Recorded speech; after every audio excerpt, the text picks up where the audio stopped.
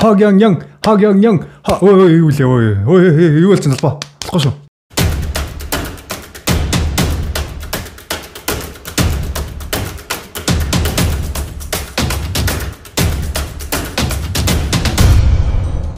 За сайн байцгаана уу? Золбот-ийн та бүхэндээ энэ өдрийн мэндийг хүргье. Тэгэхээр өнөөдөр та бүхэндээ маш сонирхолтой сэдвийг бэлдсэн. Солонгосын Хогёнён гэх улс төрч хэрхэн ард иргэдийнхаа тархийг угааж, луурдж, мөнгө олж баяжсан тухай та бүхэндээ бүр дэлгэрэнгүй танилцуулж өгөх болно. Та бүхэн магадгүй энэ бичлэгийг үзээд итгэхгүй бах. За арайгүй илгүүдээ ийм болоогүй илгүүдээ гэж бодож магадгүй. Гэхдээ үнэхээр боддоор болсон зүйлийг би та бүхэндээ ярьж байгаа шүү.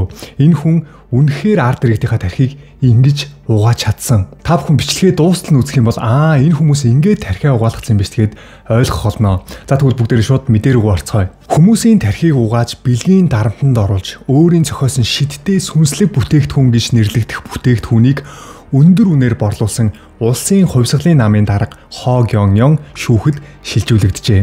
Кёнги мужийн Уйжонбу дүүргийн прокурорын газар 6 сарын 11-ний өдөр Хо даргыг бэлгийн хүчирхийлэл луйр зэрэг хэрэгээр баривчилж шүүхэд шилжүүлсэн гэж мэдгдлээ. Хогёнён дарга нь 2019 оноос хойш 5 жилийн турш Кёнги мужийн Янжу хот дахь өөрийн бүтээсэн шашны байгууллагад сүнслэг бүтээгдэхүүн гэж нэрлэгдэх зүйлийг 10 сая воноос 100 сая воны хооронд өндөр үнээр худалдаж улмаар түүнийгээ улс төрийн санхүүжилт зэрэгт ашиглан мөнгө угаасан хэрэгт холбогдож байгаа юм. За мөн зөвлөгөө болон эмчилгээ нэрийдлээр 22 гаруй эмэгтэй шүтгэгчийг бэлгийн дарамтанд оруулсан гэж буруутгагдж байна. Прокурорын байгууллага түүнийг эмт хэргийн орлого болох 38.9 тэрбум воны хөрөнгийг хураах арга хэмжээ авчээ. За тэгэхээр Солонгосын улсын хувьсгалын намын дарга Хогёнён өөрийгөө ард иргэдтэй ид шидтэй хүн гэж танилцуулж тэр хүмүүсийн тархийг угаасан байгаа байхгүй юу? Би бол зүгээр жирийн хүн биш ээ. Би бол бурхан. Би бол ид шидтэй хүн. За тэгэхээр энэ хүний сүнслэг бүтээгдэхүүн гэж нэрлээд байгаа ус нь ямар ид шидтэй ус гэж өөрөө тайлбарлаж байгаа юм бэ гэхлээр хүний арьс руу шууд нефт ордог. За энэ усыг цацуулах юм бол огт хөгшрөхгүй. За 60 гаруй настай хүмүүс дунд сургуулийн хүүхэд шиг арьстай болно. Манайд бүртгүүлсэн гишүүд бүгд яг л 10 насны хүүхдүүд шиг болсон. Бие дээр гарсан янз бүрийн сорив, яр шарах арилдаг. Энэ ус хүний хүслийг биелүүлж өгдөг. Та нар хэрвээ усаа цацуулж байхдаа манай хүүхэд шалгалтандаа тэнцээсэй гэж бодхол юм бол энэхүү ус бүгдийг нь сонсож байгаа. За тэгэхээр Хо дарга бол маш их хөрөнгө мөнгөтэй хүн. Бидний төсөөлж байгаагаас их хэмжээний мөнгөтэй. Солонгосын баячуудын тоонд орохоор хүн байхгүй юу? Энэ прокурор 38.9 тэрбум вон хурааж авсан гэж боддоо. Тэгэд энэ хүн өөр ингэсэн бүр ордонтой маш том газрыг худалдаж аваад тэрэндээ ордон барьсан байгаа. Тэр ордныхын талаар би та бүхэндээ бичлэгийнхаа төгсгөл хэсэгт танилцуулнаа. За ямар тач тэр ордон дотор байдаг нэг булгаас нь ус гардаг юм байна л да. Тэгээд тэр ус нь ид шидтэй гинэ. Тэгээд та бүхэн сая хэлсэнчлэн те хүн хөгшрүүлдэггүй, залуужуулдаг, хөөхөн болгодог, шалгалтанд тэнцүүлдэг гэд тэр усыг ингээд хүмүүс рүү цацаад байгаа байхгүй. Нөгөө хүмүүс нөө ямар гоё юм бэ? Баярлаа гэлөө. Манай хүүхд шалгалтандаа тэнцээсээ. Би их нэртэй болох юмсан, нөхөртөө болох юмсан. Аз жаргалтай амьдрмаар байна, мөнгөтэй болмоор байна, хөрөнгөтэй болмоор байна те.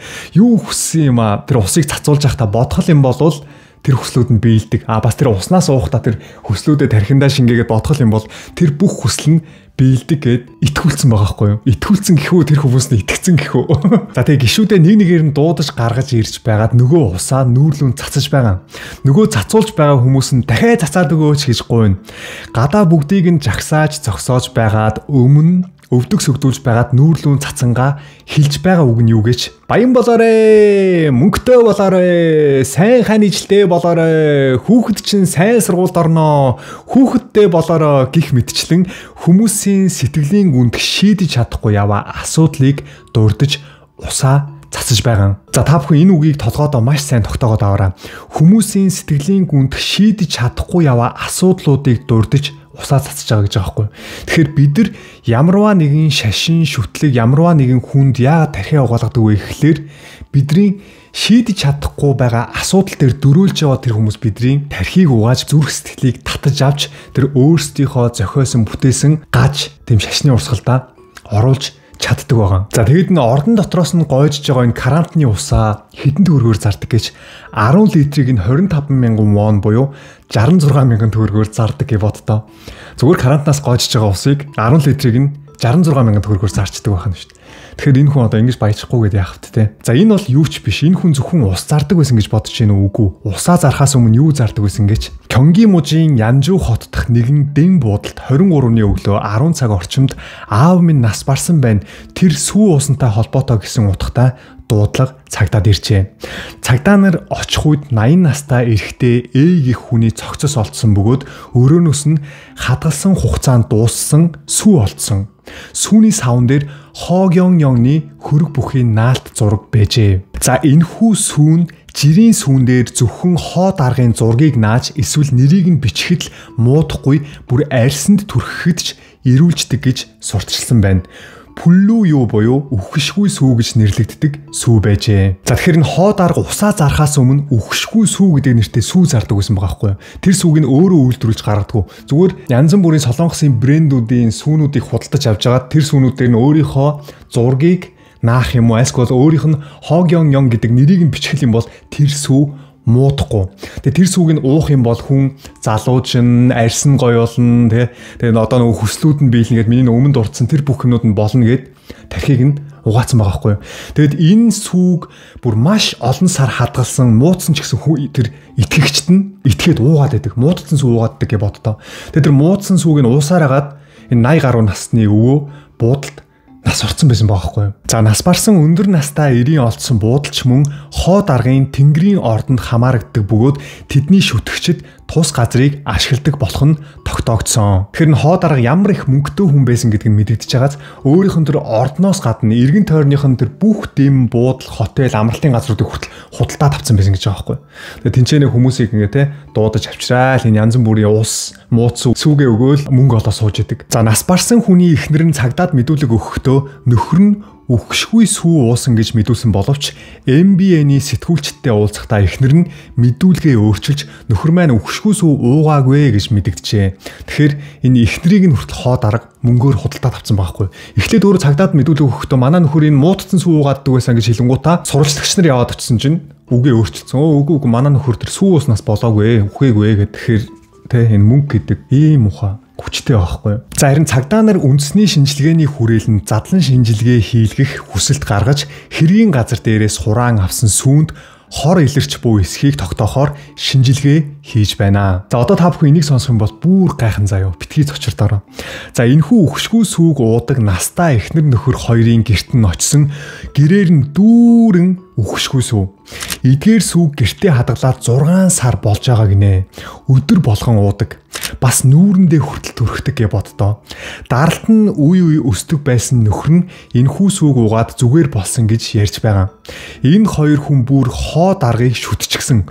Хөргөгч тавилга дээрээ хоо даргын зургийг наачсан. За энэ сүүнийхээ талаар хоо дарга өөрийг нь дагдаг, өөрт нь итгэдэг хүмүүс тайлбарлахдаа яг адилхан хоёр сүүг аваад нэгэн дээр нь өөрийнхөө нэрийг бичсэн муудаагүй. Нөгөө дээр нь өөрийн нэрийг бичээгүй болохоор муудаж хөгзөрсөн гэж харьцуулж тайлбарлаж байгаа. За хоо даргыг дагагч бас нэгэн эмэгтэй гэрт нь яваад очсон дүүрэн хөгзөрчихсэн сүү гэртээ хадгалж байгаа. Эмэгтэй хэлэхдээ энэхүү сүүг хадгалахад бас учир зарчимтай гэж тайлбарлаж байгаамаа. Сүүн дээр хоо даргын зургийг наагаад Хогёнгёнг гэж 5 удаа дуудах ёстой. Хогёнгёнг гэж 5 удаа дуудчихээ зургийг наадаг гинэ. За дараа нь таглааг нь тавиад Хогёнгёнг гэж бас 5 удаа дуудах ёстой. За дараа нь уухаасаа өмнө бас Хогёнгёнг гэж 5 удаа дуудаад ууж ээж энэ үйлчлдэг юм баха. Тэгэхээр бас энэ чинь бас зарчимтай юм байна те. Зүгээр уучлахгүй. Зургийг надад Хогёнгёнг гэж дуудана, таглаад Хогёнгёнг гэж дуудана, уухаас өмнө Хогёнгёнг гэж дуудана. Тэгжээж энэ ид шидэн үйлчлдэг юм байна. За хоо дарга энэхүү сүгээ тайлбарлахдаа бас ингэж хэлж байгаа. Хэрвээ цөмийн дайн болох юм бол цөмийн хорт туяанаас энэ сүүл хамгаална. Энэ сүүг л уугаад сууж байхад л болно гэж тайлбарлаж байгаа. Цөмийн хорт туяанаас арьсыг бүрэн хамгаалж өгнөө гинэ. За та бүхэн бодож байгаа хөөхтэй ёо ийм юм тэтгээд ах энийг авдаг хүмүүс байдаг юм уу зүгээр хин ч харсан хөгзөрсөн байж тээ. Энд яаж амталж уудаг юм бол гэж бодож байгаа хөөхтэй үгүй. Маш олон хүмүүс авсан. Бүр хэдэн мянгаараа аваад гэртээ хадгалаад тавьчихсан байна гэж боддоо. Өрөөгөөр нь дүүрэн хугацаанд дуусаад өмхирчихсэн сүү. За зарим айл нь бүр номын сан шиг тавиурн дээр тавиад хадгалчихсан байгаа. Ингиж олноор нь хадгалж байгаа шалтгаан нь хоо дарга хэлэхдээ хурдан авахгүй бол хүрэлцэхгүй шүү. Ирэх жилээс үнэн өсөн шүү гэж гişүүдээ айлгадаг гин. За түүнийг дагагч гишүүдийн хувьд энэхүү сүүн тэднийг аврах цорын ганц найдвар гэж боддог. За тэгсэн яасан бэ гэхээр энэ үхшгүй сүүн асуудалд орж эхэлсэн. 80 настай өвтөр сүүгийн мууцсан сүүгийг уужгаад өөд болсон биз дээ. Тэгээ энэ сүүнийхэн талаар мэдээгээр гараад сурвалжлаад эхэлсэн хоо дарга сүүгээ зархаа болоод ус зарж эхэлсэн байгаа байхгүй юу? Ус зардаг болсон шалтгааныг ойлгосноо. Сүүн асуудал үүсээд эхэлсэн өөрийнхөө лөөрийн арга барилыг өөрчлөөд ус болгож хуургасан байгаа байхгүй юу? Ус ч муудна гэж байхгүй шүү дээ. За болоогүй шүү, та бүхэн гайхахад арай эрт байна. За үүнээс гадна хоо даргад бас нэгэн өөр ид шид байгаа. Тэр нь түүний гар бол бүхнийг эдгээгч гар гэж хэлдэг.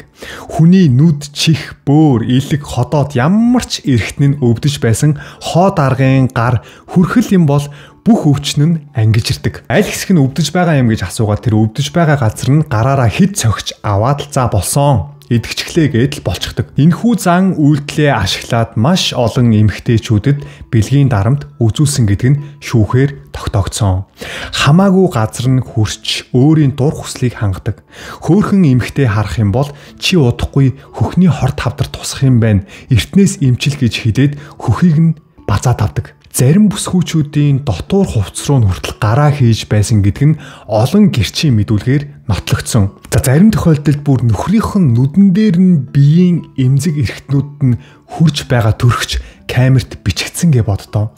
Зураг хамт даруулах гэсэн шууд эмэгтэйн эмзэг эрхтэнд хүрсэн тохиолдолч олон байсан. За ялангуяа залуу охтууд орж ирэх үед зуурч аваад тавьдаггүй. Твэрч аваад биед нь замбраагүй хурч байгаа. Харин түүнийг дагдаг хүмүүсийн хувьд түүний гарт хүрнэ гэдэг маш том аз завшаан гэж итгэцгээдэг. За харин өөрсдийгөө хууртаж явааг бэлгийн хүчирхийлэлд өртсөн гэдгээ мэдсэн 22 эмэгтэй хоо даргыг шүүхэд өгсөн. Харамсалтай нь энэ эмэгтэйчүүдийн гомдол шүүхэд нөлөөлөөгүй. За нөлөөлөөгүй шалтгаан нь юу гэж анх Тэнгэрийн ордонд бүртгүүлэхдээ хоо даргын дагагч гишүүн болохын тулд гэрээ хийдэг юм байна. Тэрхүү гэрээнд нь ингэж заасан байдаг. Эмчилгээг хийхин тулд хүний биеийн өвчтөө байгаа аль нэг хэсэгт хүрч болно. Тэр бол бэлгийн ямар нэгэн дарамт биш. Эмчилгээний зорилготой гэдгийг хүлээн зөвшөөрч байна гэсэн энэ гэрээн дээр гарын үсэг зурдаг байна шүү дээ. За тэгээ гэрээнд гарын үсэг зурсан л бол ямар нэгэн асуудлаар гомдол гарахгүй. Хэрвээ гомдол гаргасан тохиолдолд мүгүүдчвэ буюу хүний нэр төрд хаалтсан хэрэгээр хуулийн хариуцлага үүрнэ гэсэн гэрээнд гарын үсэг зураад бүртгүүлдэг. За хөгшин, залуу, хүүхэд, эрэм бүгд энэ гэрээнд гарын үсгээ заавал зурах ёстой. Тэгжээж гишүүн болдог гэж байгаа. За тэгэхээр энэ хоо дарга хуулийн цорхоог маш сайн судалж мэдсэн хүн гэж ойлгож болно. Яавал би хуулийн хариуцлага хүлээхгүйгээр хүмүүсийг залилж болох вэ? Баригдсан тохиолдолд хүмүүс гомдол гаргасан тохиолдолд надад ямар бичиг баримт байх ёстой вэ? Энэ бүгдийг эхлээд хуулийн дагуу судалчихсан байсан. За тийм ч учраас 40 тэрбум воны хэмжээтэй хөрөнгөтэй болж чадсан. Зөвхөн хурааж авсан хөрөнгө нь 40 тэрбум вон. Цаана нь хичнээн вон нуусан байгааг хинч тааж мэдэхгүй. За энэ хоо дарга хүмүүсийг тархитаж чадсан нэг шалтгаан байгаа. Тэр шалтгаан нь би та бүхэнд удахгүй танилцуулна. Ингээд хүмүүс энэ хүнд тархитуулсан юм бэ шүү дээ. Та бүхэн бүгдээрээ мэдэх болно. Тэр нууцыг энэ удахгүй бүгдээрээ хамт үзэх болно. За тэгвэл одоо бүгдээрээ энэ хоо даргын ханал гүн гэж нэрлэгддэг, Тэнгэрийн ордон гэж нэрлэгддэг энэ ордныхын талаар судалж үзцгээе. Бүгд найрамдах Солонгос улсын Кёнги муж Янжу хотын Чангхун амралтын бүсэд байрладаг олон зуун мянган метр квадрат газартай нийт 35 гаруй барилга бүхий томоохон зохицолбор 2017 онд баригдсан 2 давхар уламжлалт Солонгос хаус. Барилгын зардал нь ойролцоогоор 400 сая вон, 300 мянган $5. 5 давхар зочид буудал маягийн барилга 3 байдаг. Семинар, лекцийн танхим 4 байдаг. Ажилчдын байр, хамгаалалтын байшин, авто зогсоол, цэцэрлэгжүүлсэн гадна талбай, гишүүдэд зориулсан шатлбар бүхий маршрут, автобусны үйлчилгээ гэх мэт. За хоо дарга 7 жилийн дотор 1000 тэрбум вон, ойролцоогоор 700 сая $, үл хөдлөх хөрөнгөтэй болсон гэж мэдээлсэн гэж боддоо. Улсдаа мэдээлсэн хөрөнгө нь л 7 жилийн дотор 1000 тэрбум вон байгаа хгүй. Тэгэхээр цаана хичнээн төгрөг бас нуусан байгаа бол зөвхөн улсдаа мэдээлж байгаа 1000 тэрбум вон. 1000 тэрбум вон гэдэг бүр маш хэмжээний мөнгө штэ. За сүүлийн 4 жилийн хугацаанд Янжу орчмоос 20 гаруй мотель, сул газар худалдан авч Тэнгэрийн ордноо өргөтгсөн гэж байгаа. Тэгэхээр би та бүхэнд өмнө хэлсэн шүү дээ. Тэнгэрийн ордныхоо гадуур байгаа буудал, хотел, амралтын газруудыг хүртэл бүгдийг нь худалдаад авсан байгаа байхгүй. Тэр дүүрэг баг энэ хоо даргын дүүрэг болсон юм шүү те. За энэхүү газар нь амралтын өдрүүдээр олон зуун шүтгч хотоос автобустаж ирж легт сонсдог. Нэг өдрийн орлого нь 100-аас 300 сая вон гэж боддоо. Ёо. Нэг өдрийн орлого нь шүү дээ. 100 саяас 300 сая вон гинэ. Oh my God, ямар их мөнгө вэ? Зөвхөн нэг өдрийн орлого нь 70,000-аас 200,000 ам доллар гэж байгаа байхгүй юу? Лекцийн тасалбарын үн 20,000 воноос 100,000 вон, хувийн зөвлөгөө өгөх үйлчилгээ нь 200,000 вон, жилд нийт 40-оос 80 тэрбум вон олдог. 28-аас 56 сая ам долларын борлуулалт хийдэг гинэ. Ашигт ажиллагааны түвшин нь 95% байдаг гинэ. Вау, энэ бол жинхэнэ хүмүүсийг тархитаад бизнесийгээ сурцсан хүн бааз. Ваа нэрэ. За энэ хүмүүсийн тархитуулсан шалтгаан байгаа. Би удахгүй та бүхэндээ тэрийг нь хэлж өгнө. За энэ сүнслэг нэртэй бүтээгдэхүүнүүд нь зөвхөн ус, сүү өөрийнх нь гар ордгоо бас зөндөө юм байгаа юм байна. Бэкун Мьонпэ гэдэг тэнгэрийн нэрийн бичиг өгдөг гинэ. Одоо нэг цаасан дээр одоо энэ хоо дарга ямарваа нэг юм бичиж өгөөд тэр цаасаа гэрийнхаа үүдэнд наах юм бол танаад муу энерги орохгүй ч гэдэг юм уу те. За тэгээ төрөвчөндөө хийх юм бол чи их мөнгөтэй болно ч гэдэг юм уу. Авдран дээрээ аваач тавьчих юм бол танаа авдар чинь их хэмжээний алттай болно ч гэдэг юм уу. Чи энийг одоо ингээд ингэртээ хийгээд байнга хадгалж явах юм бол сайн хань ижилтэй болно ч гэдэг юм уу. Иймэрхүү байдлаар хүмүүсийн тархийг угаадаг байсан байгаа. За энэ тэнгэрийн нэрийн бичих нь нэг ширхэг нь 3 сая воноос эхэлдэг гэж боддоо. 3 сая воноос эхэлдэг. Зарим нь бүр 5 сая вон. За үүгээр зогсохгүй заяа. Тэнгэрийн элч гэдэг нэртэй нэг юм зан үйл хийдэг байсан юм байна. Одоо нэг монголоор ярих юм бол нэг бөөлн одоо ном уншуулна гэж янз бүрийн тийм нэг шашинлаг зан үйлс байдаг шүү дээ. Тиймэрхүү зан үйлс хийгээд тэрнийхэн төлбөр нь болохоор нэг удаа хийхдээ 100 сая вон авдаг гинэ. Вау. 100 сая вон гэдэг чи одоо баг 270 сая төгрөг хавцаа болно үстэй те. За тэгээ нөө блүү юугээ сүү те. Хотын даргын зураг бүхий шошготой сүү түрхэхэд л ирүүлждэг гих итгэл үнэмшилтэйгээр борлуулдаг. За тэгээ нөө Хвангчан сүү гэдэг рашаан ус нь орж байгаа. Эрдэст усны булгийг тавиулан адилсан гэж хүмүүст итгүүлж чадсан. За гишүүд болон шүтгэгчид, итгэгчид амралтын өдрүүдээр автобусаар бөөнөрөө ирж, каньон, легт сонсож тус газарт хондог. За зарим шүтгэгчид нь сайн дураараа цэвэрлэгээ хийж цэцэрлэгжилтэд анхаардаг. За энэхүү тэнгэрийн ордон бүр жуулчлалын бүс болж хувирсан. Зарим хүмүүс нохоо мууртайгаа хамт зугаалахаар ч ирдэг. Орчмын жижиг дэлгүүр зоогийн газрууд ч орлого нэмэгдсэн гэж мэдээлсэн. Тэгэхээр энэ тэнгэрийн ордон үйл хөдлөх хөрөнгө нь 1000 тэрбум воноор үнэлэгддэг юм байна. За тэгээ жилийн орлого нь 40-оос 80 тэрбум олдог. Тэгвэл энэ хоо дарга ард иргэдийг хэрхэн яаж тархитаж тархийг нь угаасан юм бэ? Нэг шалтгаан байна. Тэр шалтгаан нь юу гэхээр нэгэн дуу гаргасан. Энэ дуу нь ард иргэдийнхээ тархийг удирдах, сэтгэл зүрхийг нь ховстож авсан болов гэж золбооны хувьдаа таамаглаж байгаа шүү. Тэгээ би энэ дууг нь орчуулаа сууж байхдаа яг ховстуулан галдлаа. Өөр ирэхгүй ховстоод энэ хүнийг ингээ баг ингээ шүтэн бишрээтэй. Яа тэгээ би ингээ за болохгүй шүү золбоо гэдэг ингээ өөр хичээж байгаа байхгүй. За болохгүй шүү золбоо. Тэгэхээр та бүхэн ч гэсэн энэ дуугийн сонсохдоо болгоомжтой сонсороо. Ховстуулж болохгүй шүү. Ховстуулчих юм бол та нар магадгүй Солонгос тэрэд энэ тэнгэрийн ордныг хайгаад ингээд нэг мэдхэд ингээд тэнгэрийн ордонд очие, уснаас нь ууй, сүүнээс нь ууй гэсэн явж иж магадгүй шүү. Яг одоо бүгдээрээ сэтгэл зүйн бэлтгэлтэй энэ хоо даргын хүмүүсийн тархийг контролдоод байгаа, сэтгэлийг нь хувьстаж аваад байгаа, ховстож аваад байгаа энэ дууг нь хамт сонсцгоё.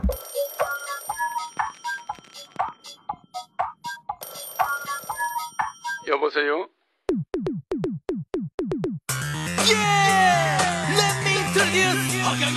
He's real. He's come back.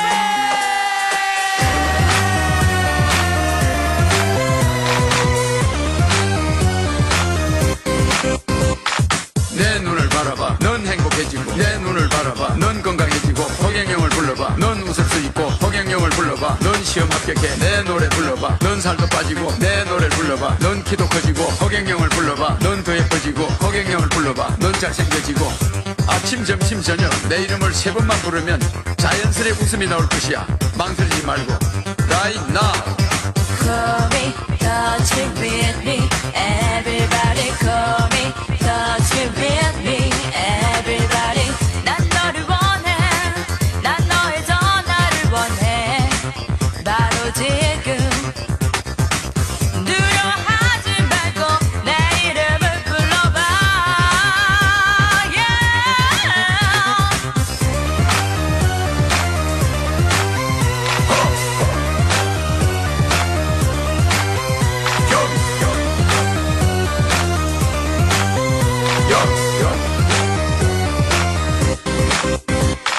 신나는 일이 생길 거야. 즐거운 일이 생길 거야. 행복한 일이 생길 거야. 놀라운 일이 생길 거야. 내 눈을 바라봐. 넌 건강해지고 허경영을 불러봐. 넌 시험 합격해. 내 노래 불러봐. 넌 살도 빠지고 허경영을 불러봐. 넌 웃을 수 있고 아침 점심 저녁 내 이름을 3번만 부르면 자연스레 웃음이 나올 것이야. 망설이지 말고 Right now. Call me, touch it with me. Everybody call me, touch it with me. Everybody 난 너를 원해. 난 너의 전화를 원해. 바로 지금 두려워하지 말고 내 이름을 불러봐. Yeah. 피곤해 허경영을 불러봐. 긴장돼 내 눈을 바라봐. 슬플 때 내 노래 불러봐. 우울해 허경영을 불러봐. 걱정돼 내 눈을 바라봐. 심각해 내 노래 불러봐. 심심할 때 허경영을 불러봐. 아플 때 내 눈을 바라봐. 아침 점심 저녁 내 이름을 3번만 부르면 자연스레 웃음이 나올 것이야. 망설이지 말고 Right now.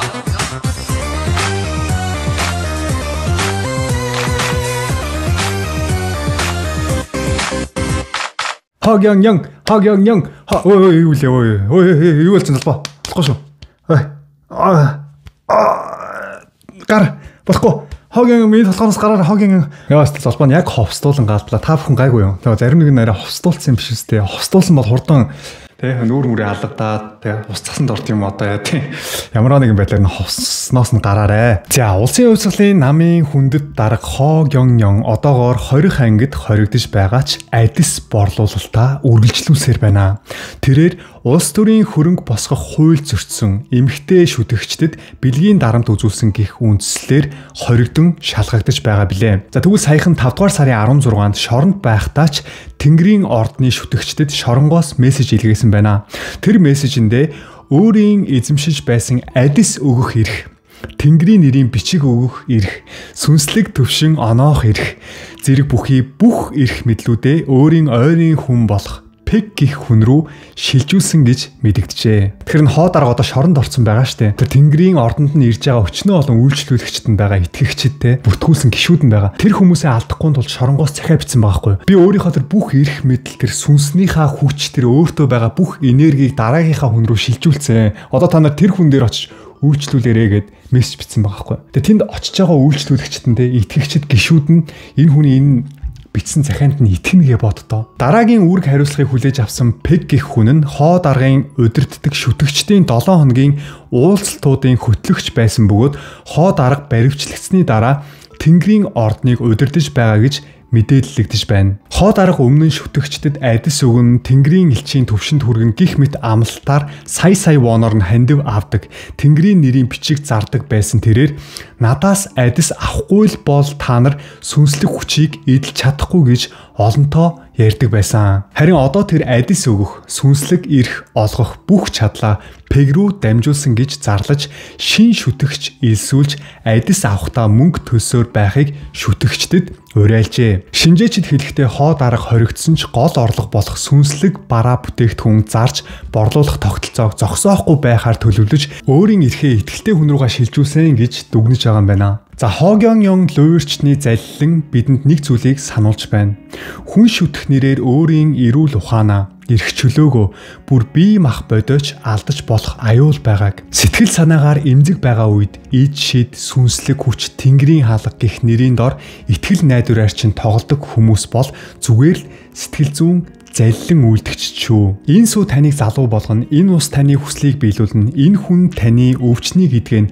Энэ бүхэн шинжлэх ухаанаар нотлогдоогүй. Ашиг хонжоо хайсан хуурам мэхлэлт юм аа. Энэ бол зүгээр луур залилан. Хүнд итгэл үнэмшил байх нь муу зүйл биш. Гэхдээ таны итгэлийг ашиглан таны бие мах бод сэтгэл санаанд халдаж буй үйлдэл бол гэмт хэрэг шүү. Тиймээс хизээч таны эрх чөлөөнд халдаж байгаа хүнд итгэж болохгүй. Шүүлтүүртэй сэтгэж сурах нь өөрийгөө хамгаалах хамгийн чухал чадвар. Хэн нэгэн хүн бурхан мэт болж харагдаж байвал түүнд биш өөрийн эрүүл ухаанд итгээрэй. Эцэст нь та жинхэнэ амар амгалан гаднаас бус өөрийн дотоод ухаан, хайр, үнний дотор л олно. Хайрлагдахын тулд гишүүнчлэл худалдаж авах биш, өөрийгөө үнэлж сур. Энэ мэд хуурамч баг өмссөн удирдагчдаас сэрэмжилж эрүүл ухаанаа хамгаалцгаая. Ямар нэгэн лойвор заллин хийдэг гэмт этгээдүүд бидний эрх чөлөөгүй амьдрал, айдас, өвчин, үхэл хагцал, хань ижил, үр хүүхэд тулгарч байгаа гуниг зовлон дээр тулгуурлан хүний тархийг угаадаг. Харин хүн хизээ эрх чөлөөтэй болдог вэ гэвэл үнэнтэй нүүр тулсан тэр мөчөд үнэн хизээж хүнээс мөнгө нэгтэггүй. Үнэн хизээж хүний биеийг ашигладаггүй. Үнэн бол тайвшрал, гэрэл, эрх чөлөө, амар амгалан. Хинч биш, юуч биш, зөвхөн үнэн л намайг, таныг чихэн эрх чөлөөнд хүргэнэ. Тиймээс бусдын амлалтанд бус үнэнтэй өөрөө нүүр тулаарай. Тэндээс л бидний сэтгэлийн чөлөөлөлд эхэлнэ. За тэгээ өнөөдрийн минь бичлэгтээ хамт байсан үзэгчид та бүхэндээ маш их баярлалаа. Тэгвэл Солбоо ТV-тэй дараагийнхаа бичлэгээр уулзтлаа. Түр. Bye.